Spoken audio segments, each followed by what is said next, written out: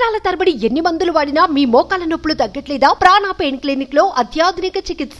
నమస్తే, నేను విజయ్. రెండు తెలుగు రాష్ట్రాల్లో రాజకీయ పరిణామాలు రోజు రోజుకి మారిపోతున్నాయి. ఒక్కో రోజు ఒక్కో రాజకీయం తెర మీద కనిపిస్తుంది. ముఖ్యంగా రేవంత్ రెడ్డి, చంద్రబాబు నాయుడు సమావేశం తర్వాత జరుగుతున్నటువంటి పరిణామాలన్నీ కూడా చకచకా మారిపోతున్నాయి. ఇప్పుడు అదే రేవంత్ రెడ్డి ఏపీలో పర్యటించబోతున్నారు. వైఎస్ఆర్ జయంతి వేడుకల్లో భాగంగా ముఖ్య అతిథిగా తెలంగాణ నుంచి తెలంగాణ సీఎం హోదాలో రేవంత్ రెడ్డి ఇవాళ విజయవాడకు వెళ్ళబోతున్నారు. విజయవాడలో జరిగేటువంటి జయంతి వేడుకల్లో ఆయన చీఫ్ గెస్ట్గా పర్యటించబోతున్నారు. ఇప్పటికే షర్మిల నేరుగా రేవంత్ రెడ్డిని కలవడం, ప్రత్యేకంగా ఈ కార్యక్రమానికి ఆహ్వానించడం జరిగింది. అందులో భాగంగానే రేవంత్ రెడ్డి తన మంత్రులతో కలిసి ఆయన విజయవాడకు వెళ్ళబోతున్నారు. అదేవిధంగా హైదరాబాద్లో 3 రోజుల పాటు ఏపీ సీఎం చంద్రబాబు నాయుడు హైదరాబాద్లో, తెలంగాణలో పర్యటించారు. ముఖ్యంగా రేవంత్ రెడ్డితో సమావేశాన్ని నిర్వహించారు. ఏపీలో ఉన్నటువంటి కొంతమంది మంత్రులు, అలాగే తెలంగాణలోని మంత్రులతో కలిసి ఇద్దరు సీఎంలు కూడా భేటీ కావడం, చాలా రోజులుగా పెండింగ్లో ఉన్నటువంటి 2 రాష్ట్రాలకు సంబంధించినటువంటి పెండింగ్ సమస్యల మీద ఇద్దరు కూడా దాదాపుగా 2 గంటల పాటు చర్చించారు. ఇప్పటికే ఒక కమిటీని కూడా వేసేయాలి.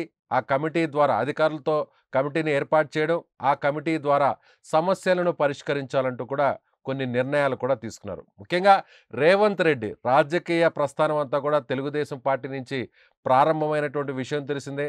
గతంలో ఆయన అనేక పర్యాయాలు చంద్రబాబును కొనియాడుతూ కూడా వచ్చినటువంటి పరిస్థితి తెలిసిందే.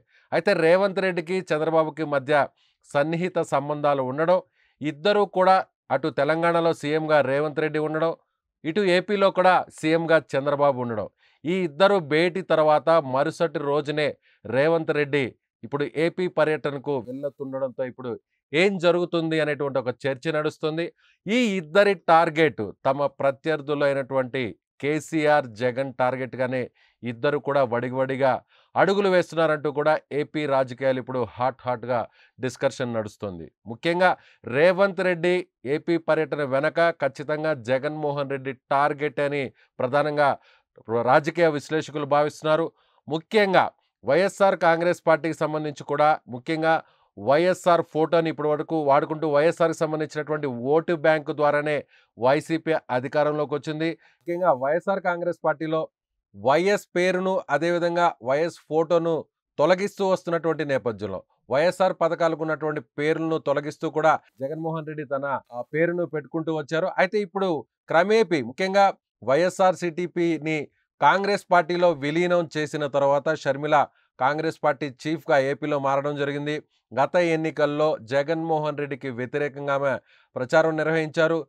దాదాపుగా కడపలో ఉన్నటువంటి అనేక ప్రాంతాల్లో ఆమె పర్యటించారు. కడప పార్లమెంటు స్థానం నుంచి పోటీ చేసినటువంటి షర్మిల ముఖ్యంగా వైసీపీ దారుణ ఓటమికి కారకుల్లో ఆమె కూడా ఒకటిగా మారినటువంటి విషయం తెలిసింది. అయితే ఇప్పుడు షర్మిల అదేవిధంగా రేవంత్ రెడ్డి ఇద్దరు కూడా ఏపీలో పర్యటించడం, రేవంత్ రెడ్డి పర్యటించడం ద్వారా జగన్ను టార్గెట్ చేయబోతున్నారు అనేటువంటి ఒక ప్రచారం నడుస్తుంది. మరొక వైపు తెలంగాణలో కూడా చంద్రబాబు, రేవంత్ రెడ్డి ఇద్దరు కూడా సమావేశం అయిన తర్వాత 3 రోజుల పాటు దాదాపుగా చంద్రబాబు హైదరాబాద్లో పర్యటించారు.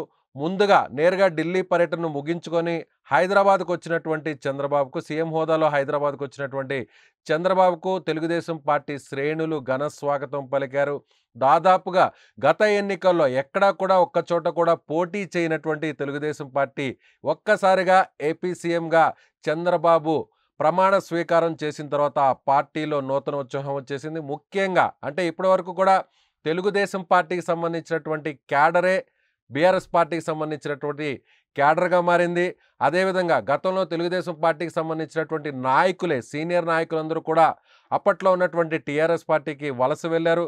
గతంలో తెలుగుదేశం పార్టీ ప్రభుత్వంలో పార్టీలో కీలకంగా వ్యవహరించినటువంటి నాయకులే ప్రస్తుతం బీఆర్ఎస్ పార్టీలో కీలకంగా వ్యవహరిస్తున్నారు. కాబట్టి ఇక్కడ హైదరాబాద్లో కావచ్చు, లేదంటే తెలంగాణలో కావచ్చు, తిరిగి ఒకవేళ టీడీపీ బలపడితే మాత్రం అది ఖచ్చితంగా దాని ఎఫెక్ట్ బీఆర్ఎస్ పార్టీ మీద ఉంటుంది. తిరిగి ఇప్పటికే కూడా చంద్రబాబు 3 రోజుల పర్యటనలో అంటే ఆయన ఘన స్వాగతం పలకడం, హైదరాబాద్లో కూడా అనేక ప్రాంతాలంతా కూడా భారీగా చంద్రబాబుకు స్వాగతం పలికారు.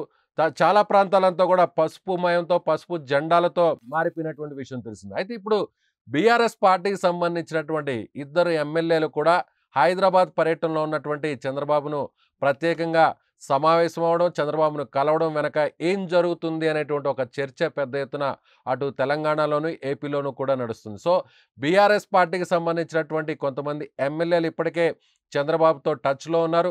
మరికొంతమంది ఎమ్మెల్యేలు కూడా కాంగ్రెస్ పార్టీతో టచ్‌లో ఉన్నారు. రేవంత్ రెడ్డితో టచ్‌లో ఉన్నారు. ఇప్పటికే కొంతమంది బీఆర్ఎస్ పార్టీకి సంబంధించినటువంటి ఎమ్మెల్యేలు కాంగ్రెస్ పార్టీకి కూడా మారినటువంటి విషయం తెలిసిందే. సో, ఇక తెలంగాణలో కేసీఆర్‌ని పూర్తిగా టార్గెట్ చేయాలి. బీఆర్ఎస్ పార్టీని పూర్తిగా అక్కడ ఖాళీ చేయాలనేటువంటి వ్యూహంతో అటు రేవంత్ రెడ్డి ముందుకు వెళ్తున్నారు.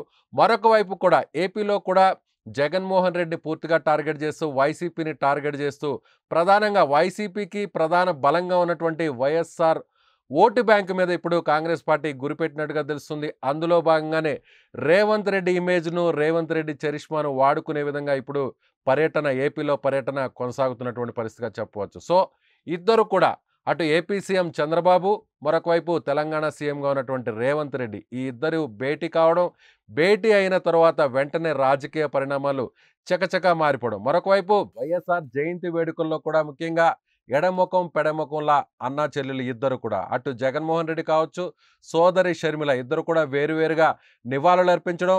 షర్మిల ఈ కార్యక్రమాన్ని చాలా ప్రెస్టీజియస్‌గా తీసుకోవడం, ఆమె విజయవాడలో భారీగా ఈ కార్యక్రమాన్ని నిర్వహించడం. ఈ కార్యక్రమానికి తెలంగాణ సీఎంతో పాటుగా కొంతమంది మంత్రులను కూడా ఆహ్వానించారు.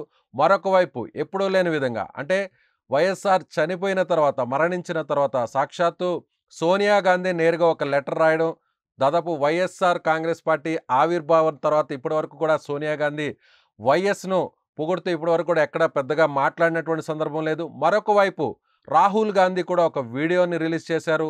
వైఎస్ఆర్ వల్లే తాను జోడో యాత్రను నిర్వహించగలిగాను, దాన్ని ఆదర్శంగా తీసుకుని వైఎస్ఆర్ చేసినటువంటి పాదయాత్రను ఆదర్శంగా తీసుకొని తాను జోడో యాత్రను కన్యాకుమారి నుంచి కాశ్మీర్ వరకు నిర్వహించాను.